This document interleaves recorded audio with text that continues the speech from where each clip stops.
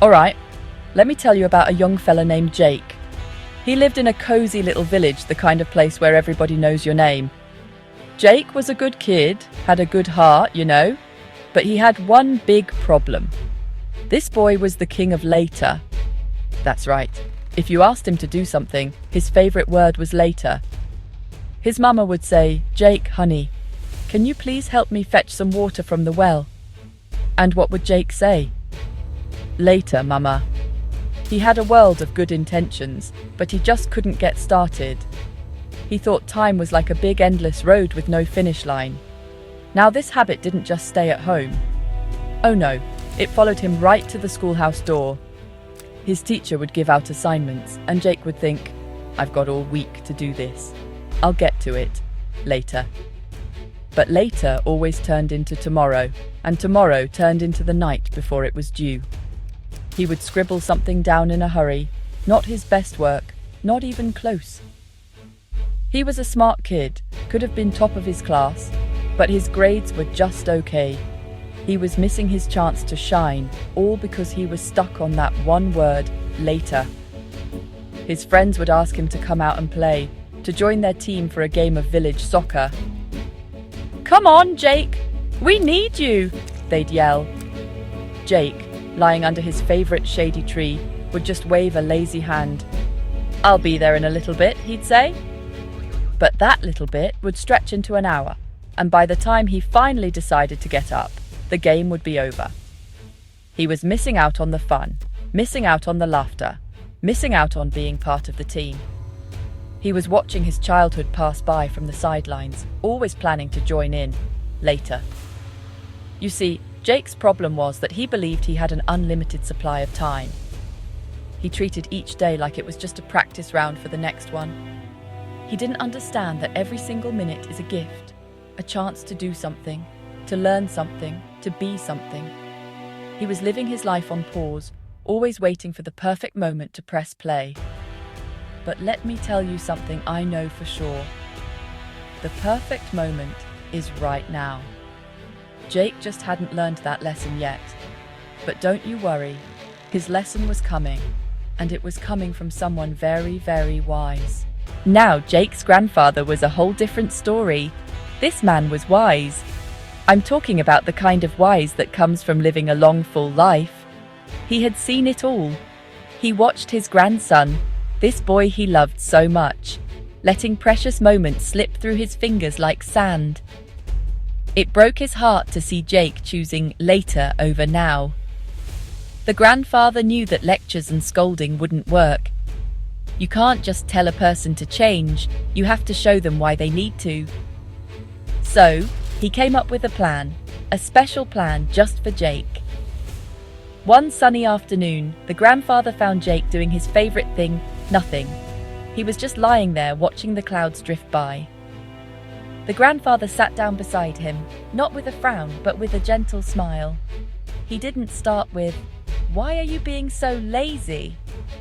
No, he was smoother than that. He started telling Jake stories about his own youth, about the times he seized the day and the times he let opportunities pass him by. He painted a picture for Jake, showing him that life is made up of a collection of nows, not a pile of laters. The grandfather knew he needed something powerful, something that would really get Jake's attention. Words were good, but an experience? An experience is what changes a person from the inside out. He had thought long and hard about this. He needed to give Jake a taste of a golden opportunity, a once-in-a-lifetime chance. But here's the kicker. This chance had to have a deadline. A real one. A hard stop. He wanted Jake to feel the weight of time, to understand that the clock is always, always ticking for every single one of us. So, with a twinkle in his eye, the wise old man decided it was time. He was going to give Jake a gift unlike any other. This gift wouldn't just be an object, it would be a lesson wrapped in magic. It was a risky plan, sure. Jake could succeed, or he could fail spectacularly. But either way, the grandfather knew his beloved grandson would finally learn the one thing he desperately needed to understand. the true value of a single day. The stage was set for the biggest lesson of Jake's young life. The next morning, the grandfather called Jake over. He held out his wrinkled hand, and in his palm was a stone. It wasn't a big stone, just a simple, smooth, grey rock. But the old man spoke about it like it was the most precious jewel in the world. "Jake," he said, his voice low and serious, "this is no ordinary stone. This is a magic stone. For one day and one day only, it has the power to turn any piece of iron into pure, solid gold." Jake's eyes went wide. Gold? Real gold? He could hardly believe what he was hearing. The grandfather continued, explaining the rules very carefully. "This magic works only until the sun sets today. When the last ray of sunlight disappears from the sky, the stone will become just a normal rock again. You have this one day, my boy.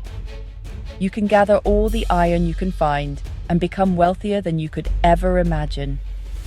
The opportunity is yours, but it will not wait for you."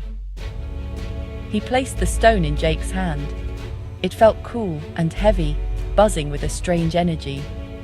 Jake's mind was racing with possibilities. Jake was ecstatic. He was jumping up and down, his laziness completely forgotten for a moment. Gold. He could buy a new house for his family. He could have all the toys he ever wanted. He could help the whole village. He thanked his grandfather over and over, promising he would not waste this chance. He clutched the stone tightly and ran off, his head filled with dreams of glittering gold. He told himself, "I'll start right away. I'll go to the blacksmith's scrap heap and gather all the iron I can carry." He had a plan. It was a great plan. He would spend the morning gathering the iron. Then in the afternoon, he would perform the magic. He would have mountains of gold by evening. It seemed so simple, so perfect. The day was young, and the sun was shining brightly in the sky. He had hours and hours. What could possibly go wrong? He felt like the luckiest boy in the world, holding a miracle in his hand. He had the key to a golden future. All he had to do was use it. Jake started off with great energy, running toward the blacksmith's shop. But on the way, he passed by his favorite shady tree. The sun was starting to feel a little warm, and the cool grass looked so inviting. Well, Jake thought to himself, the sun is still high. I have plenty of time. A short rest won't hurt. I'll just sit for a minute and plan my strategy. So, he sat down. That minute turned into an hour as he daydreamed about all the things he would do with his gold. The morning was slipping away, but Jake told himself he had the whole afternoon. After his long rest, he finally got up and started walking again. But then he heard the laughter of his friends playing near the river. "Jake, come play," they shouted. He was about to say no, but then he thought, "I'll be a rich man by tonight. I should celebrate a little bit first. I'll just play one quick game." One game turned into two, and then three.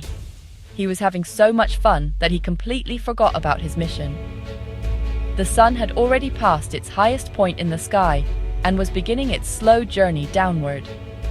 Suddenly, Jake remembered the stone. He felt a jolt of panic.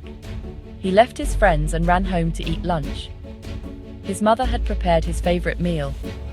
"I need to eat quickly to have energy," he reasoned. After eating, he felt full and a little sleepy. "A quick nap will make me work faster later," he decided. He lay down on his bed, the magic stone still in his pocket, and drifted off to sleep. While he slept, the precious minutes and hours continued to tick by, silent and unstoppable. The afternoon was fading fast. When Jake finally woke up, he was startled to see long shadows stretching across his room. The golden light of the late afternoon was streaming through his window. A sense of urgency finally hit him. "Oh no," he cried, jumping out of bed. "The sun is going down. I have to hurry." He grabbed a wheelbarrow and started running as fast as he could toward the blacksmith's shop. He had wasted the morning with daydreams, the afternoon with games and naps. and now he was in a frantic race against the setting sun. Jake ran with all his might, his heart pounding in his chest. The sky was turning a beautiful mix of orange, pink, and purple. On any other day, he would have stopped to admire it. But today, that beautiful sunset was his enemy. It was a countdown clock to his failure. He finally reached the blacksmith's scrap heap, a pile of old iron tools and rusty parts. He frantically started throwing pieces into his wheelbarrow, his hands shaking. He looked up at the sky. The sun was a fiery red ball hovering just above the distant hills. Time was almost up. He pushed the heavy wheelbarrow back toward his house, grunting with effort.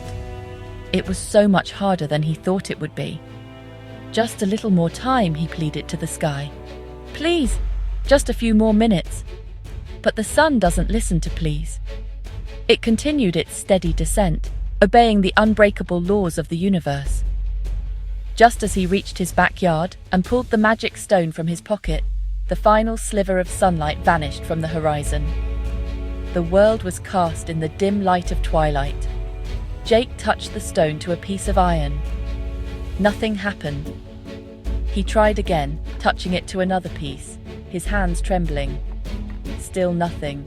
The stone in his hand felt normal. It was just a plain, cold, grey rock.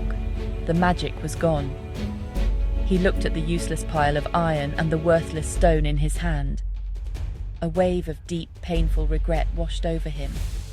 He had been given a golden opportunity, a once-in-a-lifetime chance, and he had let it slip away because of his old habit. Later.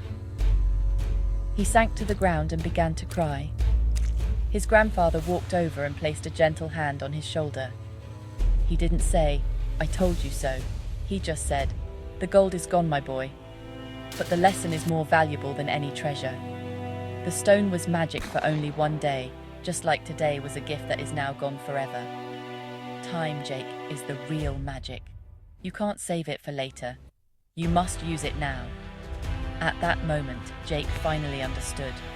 He looked at his grandfather with tears in his eyes and made a promise to himself. From that day on, he would not be the king of later. He would be the master of now.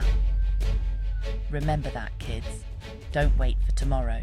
Your time is now. Use it.